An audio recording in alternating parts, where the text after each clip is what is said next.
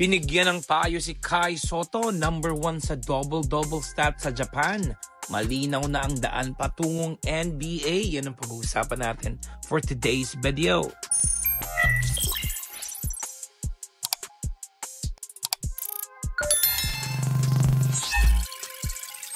As of today, ay ang bata natin si Kai Sotto ang nangunguna sa liga ng Japan B-League pagdating sa double-double stats. With an average of 14.5 points and 10 rebounds per game, maituturing na isa na si Kai sa pinakadominanting big man sa Japan ngayong pagpasok ng 2025.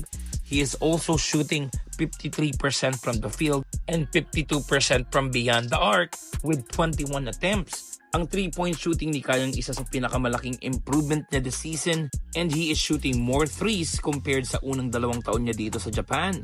Mas confident siya sa kanyang tira ngayon, kaya naman may green light ito mula mismo kay Coach Anzai. Not only offensively dahil pati sa depensa ay isa rin si Kaiju sa pinakakinakatakutan ng mga big man sa ilalim pag nakakaharap nila ang Koshigaya Alphas. Pang-6 si Kai sa blocks category ngayong season sa liga, pero nagawa niyang makatungtong sa number 2 spot alongside his kababayan na si AJ Edu na dating nasa number 1. Hindi man nakikita sa stat sheets ay ang laki ng impact ng presensya niya sa ilalim at ang daming tira ng kalaban ang nababago nito.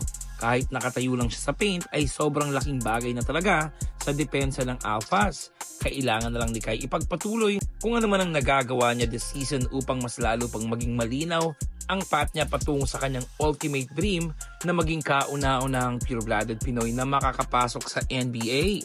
May advice din ng former teammate ni Kai Sotto sa G-League Ignite na si Jalen Green na naglalaro ngayon for the Houston Rockets. Sa isang interview ay naitanong kay Jalen Green kung ano ang advice na maibibigay niya sa 7'3" Pinoy big man at maikli lang ang naging sagot ng Rockets guard. Stay in the gym daw, keep grinding. Kai has all the tools daw to be great, and sa iba ay medyo late lang daw talaga dumating ang mga oportunidad. Kai is only 22 years old and sobrang linaw pa ng pangarap nitong makapasok sa NBA. Need niya lang talagang maging healthy dahil yun lang naman ang pwedeng makapigil sa kanya.